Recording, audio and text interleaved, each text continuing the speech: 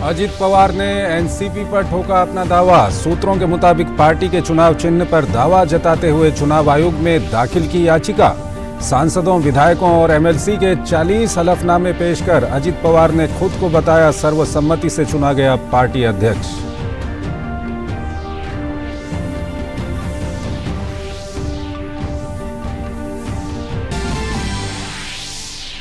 कर्नाटक में कांग्रेस की अगुवाई वाली सिद्धारमैया सरकार के एक मंत्री पर लगे भ्रष्टाचार के आरोप। पूर्व मुख्यमंत्री और जनता दल सेक्युलर नेता एचडी कुमारस्वामी ने कांग्रेस के एक मंत्री पर नौकरी के बदले पैसा लेने का लगाया आरोप। कहा, पेन ड्राइव में मौजूद हैं सारे सबूत, समय आने पर करूंगा खुलासा।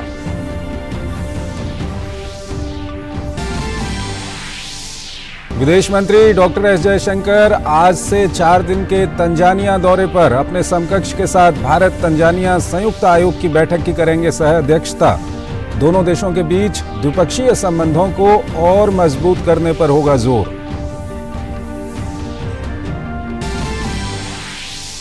हिंसा प्रभावित राज्य मणिपुर में सामान्य हो रहे हालात। बुधवार से फिर से खुल गए स्कूल। लगभग 2 महीने के बाद कक्षा 1 से कक्षा 8 तक सामान्य कक्षाएं हुई शुरू।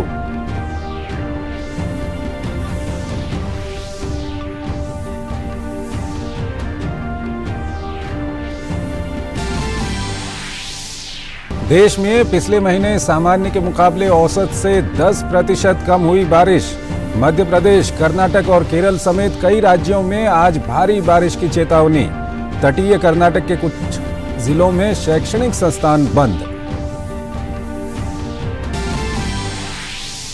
विश्व स्तर पर गर्मी ने तोड़े अब तक के सारे रिकॉर्ड। 4 जुलाई रहा दुनिया का अब तक का सबसे गर्म दिन।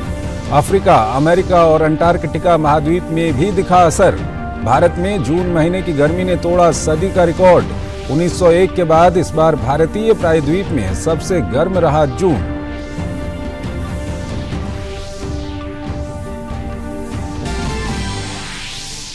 और विंबलडन में आज गत विजेता नोवाक जोकोविच खेलेंगे दूसरे दौर का मुकाबला। महिला एकल में शीर्ष वरीयता प्राप्त इगा श्वांतेक भी होंगी कोर्ट पर। दूसरे दिन के अधूरे मैच भी आज खेले जाएंगे।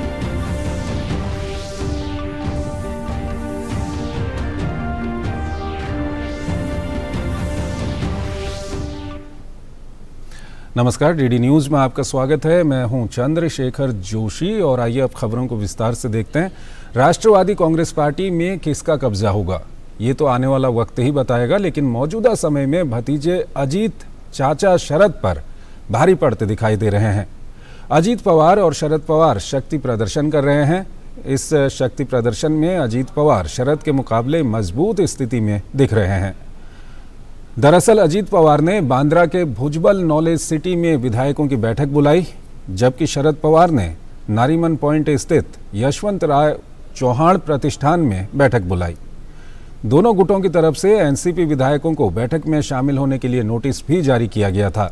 विधायकों के नंबर गेम में अजीत पवार की स्थिति ज्यादा मजबूत है। बताया जा रहा है कि अजीत पवार की बैठक में 35 विधायक और 5 एमएलसी शामिल हुए हैं।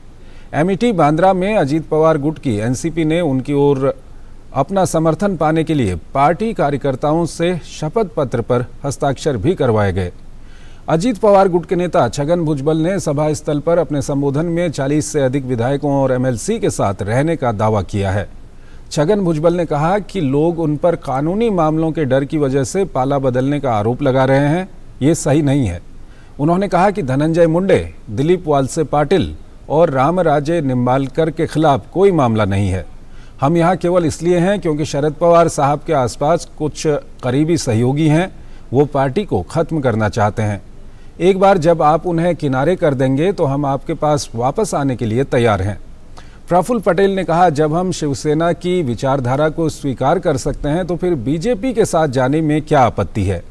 हम एक स्वतंत्र इकाई के रूप में इस गठबंधन में शामिल हुए हैं। अजीत पवार ने शरद पवार की अगुवाई में पूर्व में लिए गए कुछ निर्णयों पर भी सवाल उठाए। उन्होंने कहा कि 2004 के विधानसभा चुनाव में एनसीपी के पास कांग्रेस से ज्यादा विधायक थे। अगर हमने उस समय कांग्रेस को मुख्यमंत्री पद नहीं दिया होता तो आज तक महाराष्ट्र में केवल राष्ट्रवादी कांग्रेस पार्टी का ही मुख्यमंत्री होता।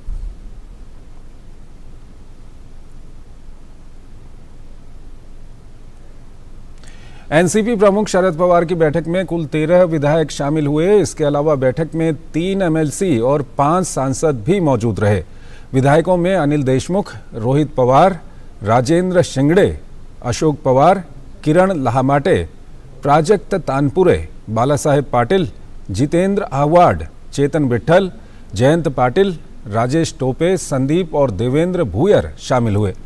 5 सांसदों में लोकसभा सांसद श्रीनिवास पाटिल, सुप्रिया सुले, अमोल कोहले और राज्यसभा सांसदों में फौजिया खान, वंदना चौहान शामिल रहे। 3 एमएलसी में शशिकांत शिंदे, बाबाजानी दुर्रानी, एकनाथ खड़से शामिल थे।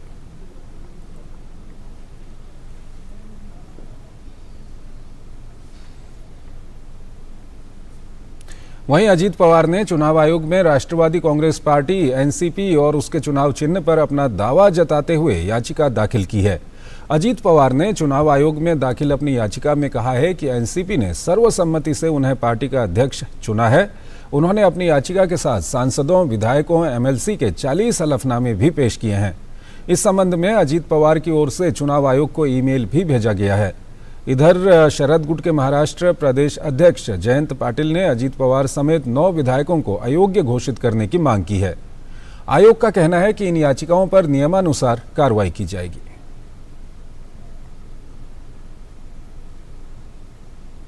कर्नाटक से एक बड़ी खबर आई है। राज्य में जनता दल सेक्युलर के नेता और पूर्व मुख्यमंत्री एचडी कुमारस्वामी ने प्रदेश की कांग्रेस सरकार के एक मंत्री पर बड़ा आरोप लगाया है। कुमारस्वामी ने राज्य की सिद्धारमैया के नेतृत्व वाली कांग्रेस सरकार के एक मंत्री पर नौकरी के बदले पैसा लेने का आरोप लगाया है। कुमारस्वामी ने हालांकि मंत्री का तत्काल नाम बताने से इनकार किया है, लेकिन विधानसभा परिसर में हाथ में पेन ड्राइव लेकर आए कुमारस्वामी ने कहा कि मेरे हाथ में मौजूद इस पेन ड्राइव में तमाम सबूत मौजूद हैं। उन्होंने कहा कि सही समय पर कर्नाटक की जनता के सामने वो इसका खुलासा करेंगे। Collecting the money from the public, that money where they used, air ticket purchase, all those things I have not forgotten. If they have forgotten, I wanted to that issue, what they have, how they behave, how they looting. Several issues are there. What moral rights for these Congress friends? Are they trying to hide Do it something, sir? against my style of life? What moral right they have? Who is responsible for the damaging of Bangalore city? Who is responsible? That government only totally mishandled the planning of development of Bangalore city. How they will going to change it? I am actually carrying in my pocket only. Show it, sir. I am carrying in my pocket only. Sir, this pen drive has some evidence. Pen drive, sir. I can release any time. Why do you worry? When you release that? Without any proper information, I will not release anything. Sir, this is against the I am sitting government. Sir, some details sitting a minister only, responsible minister. Corruption charges. How he has collected money for posting of the officers. Everything is here. JDS नेता और कर्नाटक के पूर्व मुख्यमंत्री HD Kumaraswamy के जरिए प्रदेश की कांग्रेस सरकार पर भ्रष्टाचार और एक मंत्री पर नौकरी के बदले पैसा लेने का आरोप लगाए जाने के बाद भारतीय जनता पार्टी ने भी कांग्रेस पर निशाना साधा है। भाजपा ने कुमारस्वामी के दावे का समर्थन किया और कहा कि पार्टी जेडीएस के साथ मिलकर ये लड़ाई लड़ेगी और कांग्रेस सरकार और सिद्धारमैया के कार्यालय के भ्रष्टाचार को उजागर करेगी। भाजपा के प्रवक्ता रवि कुमार ने आरोप लगाया कि सिद्धारमैया 5 गारंटी लागू नहीं कर पा रहे हैं क्योंकि सरकार इनमें भी कमीशन की उम्मीद कर रही है।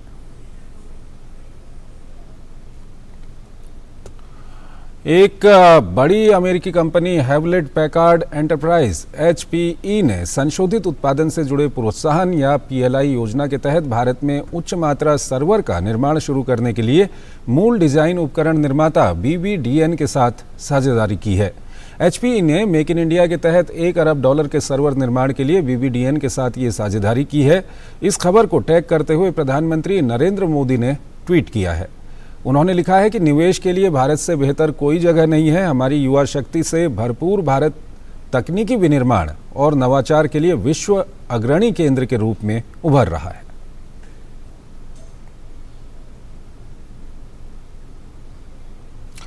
भारतीय जनता पार्टी के राष्ट्रीय अध्यक्ष जेपी नड्डा ने भाजपा को जानिए कार्यक्रम के तहत आज नई दिल्ली में 12 देशों के मिशन प्रमुखों से मुलाकात की।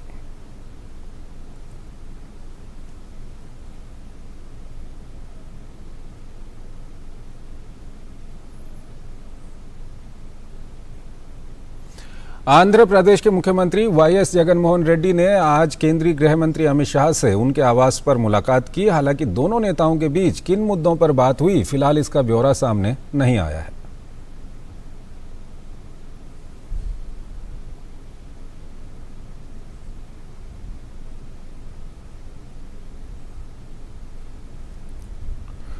हिंसा प्रभावित राज्य मणिपुर में तेजी से सामान्य हालात हो रहे हैं। इस सब के बीच जनजीवन भी पटरी पर लौटने लगा है। इसी कड़ी में स्कूल बुधवार से फिर से खुल गए हैं और लगभग 2 महीने के अंतराल के बाद कक्षा 1 से कक्षा 8 तक सामान्य कक्षाएं फिर से शुरू हो गई हैं। गौरतलब है कि स्कूल शिक्षा निदेशालय ने राज्य के सभी 4,617 स्कूलों में सामान्य कक्षाएं फिर से शुरू करने के लिए गत 3 जुलाई को आदेश जारी किया था। हालांकि राज्य के घाटी और पहाड़ी दोनों जिलों में 47 स्कूल ऐसे हैं जो राहत कार्यों में शामिल हैं। उन स्कूलों में चल रहे राहत शिविरों के स्थानांतरित करने के वैकल्पिक व्यवस्था होने तक अध्ययन कार्य अभी शुरू नहीं किया जा सका है। इस बीच राज्य में हिंसा के कारण विभिन्न राहत शिविरों में शरण लिए 12,000 से अधिक बच्चों के लिए भी प्रदेश के स्कूल शिक्षा निदेशालय ने वैकल्पिक इंतजाम किए हैं। स्कूली शिक्षा के निदेशक एल नंद कुमार सिंह ने बताया कि ऐसे बच्चों के लिए उनके राहत शिविर के निकट स्थित स्कूलों में ही इंतजाम किया गया है। उनके मुताबिक ऐसे तकरीबन 68% से अधिक बच्चों ने राहत शिविर के निकट स्कूलों में नामांकन करा लिया है और स्कूल भी जाना शुरू कर दिया है। उन्होंने बताया कि 2-3 दिनों में ये आंकड़ा और भी बढ़ जाएगा। मणिपुर में मंगलवार को एक भीड़ के जरिए इंडियन रिजर्व बटालियन IRB के कैंप से हथियार और गोला बारूद लूटने की कोशिश की गई। सीमा सुरक्षा बल BSF और असम राइफल्स के जवानों ने भीड़ को कैंप में घुसने से रोकने की कोशिश की तो हिंसा भड़क गई। भीड़ को तितर-बितर करने के लिए जवानों को फायरिंग करनी पड़ी, जिसमें एक व्यक्ति की मौत हो गई और कई घायल हो गए। भीड़ की तरफ से की गई फायरिंग में 4 जवान भी घायल हुए हैं। सूत्रों के अनुसार घटना कल सुबह करीब 10 बजे की है। मैतेई समुदाय के करीब 1000 से अधिक लोगों की भीड़ थौबल जिले में 3rd IRB कैंप के पास जमा हुई थी। पहले भीड़ ने कैंप के गेट नंबर 1 पर तैनात पुलिसकर्मियों से कुछ बातचीत की। उसके बाद अचानक हथियार व गोला बारूद लूटने के लिए कैंप में घुसने की कोशिश करने लगी। जवानों ने भीड़ को रोकने के लिए पहले आंसू गैस और फिर रबर की गोलियां चलाईं। भीड़ की तरफ से फायरिंग होने लगी तो जवानों को भी जवाबी कार्रवाई करनी पड़ी। इस घटना में असम राइफल्स के 1 और BSF के 3 जवान घायल हुए हैं। भीड़ ने असम राइफल्स के एक वाहन में भी आग लगा दी। बाद में थौबल जिले में ही एक जवान के घर में भी आग लगा दी गई। हालात को देखते हुए इलाके में भारी सुरक्षा बल तैनात किया गया है। स्थिति अभी नियंत्रण में बताई जा रही है। एक छोटा सा ब्रेक लेते हैं।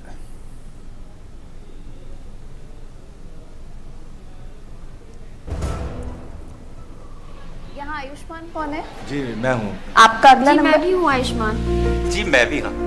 इतने सारे आयुष्मान? देश के करोड़ों लाभार्थी हैं आयुष्मान। और एक प्रकार से PM जय अब गरीबों की जय बन गई है। देश के करोड़ों परिवारों ने आयुष्मान भारत प्रधानमंत्री जन आरोग्य योजना के अंतर्गत 5 लाख रुपए तक का मुफ्त उपचार का वरदान पाया है।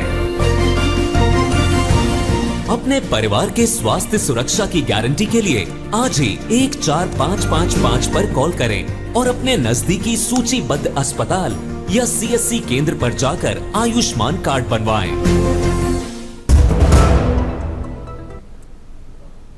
स्वागत है आपका ब्रेक के बाद। राजस्थान में महिलाओं के प्रति बढ़ती हिंसा, दुष्कर्म और उत्पीड़न के बढ़ते मामलों को लेकर भाजपा महिला मोर्चा के नेतृत्व में आज विशाल रैली का आयोजन किया गया। रैली की शुरुआत भाजपा प्रदेश कार्यालय से हुई। भाजपा प्रदेश अध्यक्ष CP जोशी ने कहा कि प्रदेश में बिगड़ती कानून व्यवस्था और महिलाओं एवं बालिकाओं पर बढ़ते अत्याचारों के लिए कांग्रेस सरकार जिम्मेदार है। भाजपा महिला मोर्चा प्रदेश अध्यक्ष अलका मुंदड़ा के नेतृत्व में रैली में महिलाओं ने थाली बजाकर प्रदेश की गहलोत सरकार के खिलाफ जमकर आक्रोश जताया। इस दौरान राजसमंद सांसद दिया कुमारी, जयपुर जिला प्रमुख रमा चोपड़ा, जयपुर ग्रेटर महापौर डॉक्टर सौम्या गुर्जर सहित महिला मोर्चा की पदाधिकारी मौजूद थीं। इतिहास के राजस्थान को शर्मसार अगर किसी ने किया है तो ये राजस्थान की अशोक गहलोत सरकार ने किया है। और उस अशोक गहलोत सरकार को उखाड़ फेंकने के लिए ये विशाल आंदोलन आप लोगों ने उस सरकार को चेताने का किया है। और बड़ी शर्म की बात है कि जब प्रदेश का मुखिया ये कहता हो कि दुष्कर्म के 65% मामले फर्जी पाए जाते हैं, जब प्रदेश के मुखिया का प्रिय मंत्री ये कहता हो दुष्कर्म की घटनाओं को लेकर कि राजस्थान मर्दों का प्रदेश है।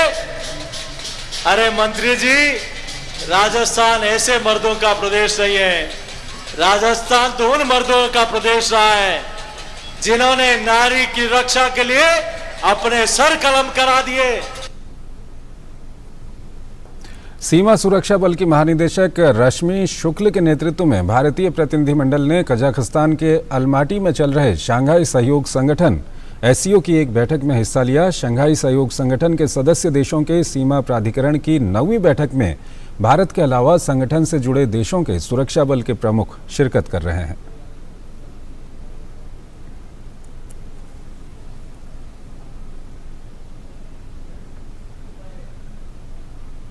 राष्ट्रपति द्रौपदी मुर्मू ने आज महाराष्ट्र के नागपुर में कोराडी के श्री महालक्ष्मी जगदम्बा मंदिर में पूजा अर्चना की।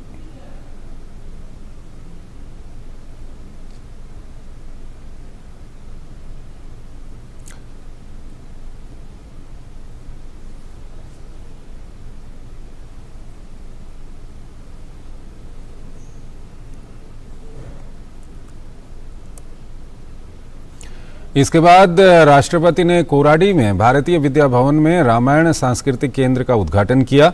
इस सांस्कृतिक केंद्र में विभिन्न चित्रों से रामायण को 3 भाषाओं में दर्शाया गया है। इसके साथ ही इस सांस्कृतिक केंद्र में देश के विभिन्न स्वतंत्रता सेनानियों को भी दर्शाया गया है। उद्घाटन समारोह में राष्ट्रपति द्रौपदी मुर्मू ने कहा कि आज पूरा देश आज़ादी का अमृत महोत्सव मना रहा है। ऐसे में ये सांस्कृतिक केंद्र नागपुर और आसपास के लोगों को स्वाधीनता से जुड़े सेनानियों से अवगत कराने में मदद करेगा। आज की युवा पीढ़ी आधुनिक शिक्षा प्राप्त कर देश विदेश में ज्ञान अर्जन कर रहे हैं, बड़ी अच्छा काम कर रहे हैं। अपनी जन्मस्थली से दूर रहकर हमारी युवा स्थानीय भाषा और संस्कृति से भी जुड़ी रहे हैं। भारतीयता ही हमारी आइडेंटिटी है, ये विश्व में भारतवासियों की पहचान है। आज पूरा देश आज़ादी का अमृत महोत्सव मना रहा है। मुझे ये देखकर प्रसन्नता हुई है कि देश की आज़ादी से जुड़ी महत्वपूर्ण घटनाओं तथा स्वाधीनता सेनानियों और परमवीर चक्र विजेताओं के योगदान को पेंटिंग के रूप में भारत माता सदन में दर्शाया गया है। भारतीय अंतरिक्ष अनुसंधान संगठन के बहुप्रतीक्षित मिशन चंद्रयान 3 की लॉन्चिंग की तैयारी अपने अंतिम चरणों में है। लॉन्चिंग की तैयारियों में लगी टीम भारत के सबसे भारी रॉकेट लॉन्च व्हीकल मार्क 3 पर मध्य जुलाई तक लॉन्चिंग के लक्ष्य को पूरा करने के लिए कड़ी मेहनत कर रही है। Geosynchronous satellite launch vehicle mark 3 या GSLV मार्क 3 को लॉन्च व्हीकल मार्क 3 भी कहा जाता है। इस प्रक्षेपण वाहन को इसरो द्वारा विकसित किया गया है। LVM-3 के जरिए चंद्रयान 3 की लॉन्चिंग के लिए की जा रही तैयारी के बारे में एक अहम जानकारी शेयर करते हुए एक वीडियो जारी किया गया है। इसरो ने ट्वीट किया है कि आज श्रीहरिकोटा के सतीश धवन अंतरिक्ष केंद्र में चंद्रयान 3 वाली इनकैप्सुलेटेड असेंबली को LVM-3 के साथ जोड़ दिया गया है। विश्व स्तर पर 4 जुलाई अब तक का सबसे गर्म दिन दर्ज किया गया है। US national centre for environmental prediction के आंकड़ों के अनुसार दुनिया भर में लू चलने के कारण औसत वैश्विक तापमान 17.1 डिग्री सेल्सियस तक पहुंच गया, जो अगस्त 2016 के 16.92 डिग्री सेल्सियस के रिकॉर्ड को पार कर गया। दक्षिणी अमेरिका हाल के सप्ताहों में भीषण गर्मी से जूझ रहा है। चीन में स्थायी लू जारी है और उत्तरी अफ्रीका में तापमान 50 डिग्री सेल्सियस के करीब देखा गया। अंटार्कटिका में भी उच्च तापमान दर्ज किया गया। वैज्ञानिकों ने कहा है कि ये कोई मील का पत्थर नहीं है जिसका हमें जश्न मनाना चाहिए, बल्कि ये लोगों और पारिस्थितिकी तंत्र के लिए मौत की सजा है। वैज्ञानिकों ने कहा कि उभरते अल नीनो पैटर्न के साथ जलवायु परिवर्तन इसके लिए जिम्मेदार है। और वहीं भारत मौसम विज्ञान विभाग ने मंगलवार को बताया कि 1901 के बाद से भारतीय प्रायद्वीप में ये सबसे गर्म जून का महीना रहा, क्योंकि इस क्षेत्र में औसत अधिकतम तापमान 34.05 डिग्री सेल्सियस दर्ज किया गया। इस क्षेत्र में 1901 के बाद जून में तीसरा सबसे अधिक औसत न्यूनतम तापमान 26.04 डिग्री सेल्सियस दर्ज किया गया। विभाग द्वारा जारी मासिक मौसम समीक्षा में ये भी कहा गया है कि मुख्य रूप से पूर्व और पूर्वोत्तर, दक्षिण प्रायद्वीप और उत्तर पश्चिम और मध्य भारत के कुछ हिस्सों में अधिकतम तापमान सामान्य से 4.4 डिग्री सेल्सियस अधिक रहा। भारतीय प्रायद्वीप में जून में 88.6 mm बारिश हुई, जो 1901 के बाद से सबसे कम है। इस क्षेत्र में जून में सामान्य बारिश 161 mm होती है। इससे पहले 1976 में सबसे कम 90.7 मिलीमीटर बारिश दर्ज की गई थी। मौसम विभाग ने कहा कि 1901 के बाद जून के दौरान पूर्वी और पूर्वोत्तर भारत में औसत अधिकतम तापमान 1979 में 34.47 डिग्री सेल्सियस, 1958 में 34.26 डिग्री सेल्सियस दर्ज किया गया था। देश के पूर्वी हिस्सों को भी जून में लू का प्रकोप झेलना पड़ा। बिहार में 1 से 22 जून तक, बंगाल में 1 से 18 जून तक और पूर्वी उत्तर प्रदेश में 12 से 21 जून तक लगभग सभी तारीखों पर लू से लेकर गंभीर लू चली। यूपी में आकाशीय बिजली से अब तक 11 मौतें हो चुकी हैं। आजमगढ़ जिले में अब तक आकाशीय बिजली की चपेट में आने से 6 लोगों की मौत हो चुकी है, जबकि बिजली गिरने से घायल हुए एक बच्चे का अस्पताल में इलाज चल रहा है। आजमगढ़ के जिलाधिकारी प्रशांत भारद्वाज ने घटना की पुष्टि की है। वहीं गाजीपुर में 4 और बलिया में 1 व्यक्ति की आकाशीय बिजली से मौत की खबर है। मुख्यमंत्री योगी आदित्यनाथ ने आकाशीय बिजली गिरने से मृत लोगों के परिजनों को 4-4 लाख रुपए की राहत राशि तत्काल देने के निर्देश दिए हैं। मुख्यमंत्री ने बिजली गिरने से घायल हुए लोगों के बेहतर इलाज के भी निर्देश दिए हैं। जनपद आजमगढ़ में आज सायंकाल आकाशीय बिजली से 6 व्यक्तियों की मृत्यु हुई है और एक बालक घायल है, उसका समुचित इलाज चल रहा है। जिन 6 व्यक्तियों की मृत्यु हुई है उनके परिजनों को अहेतुक सहायता दिए जाने की कार्रवाई चल रही है और मतलब उन्हें अगले 24 घंटे के भीतर अहेतुक सहायता दे दी जाएगी। जनपद में आकाशीय बिजली से बचाव के संबंध में प्रेस और मीडिया के माध्यम से लोगों को सेंसिटाइज किया जा रहा है और प्रयास किया जा रहा है कि ऐसा मतलब पुनरावृत्ति ना हो। नई दिल्ली के विज्ञान भवन में केंद्रीय विद्युत और नवीन एवं नवीकरणीय ऊर्जा मंत्री आर.के. सिंह ने ग्रीन हाइड्रोजन पर अंतर्राष्ट्रीय सम्मेलन 2023 का उद्घाटन किया।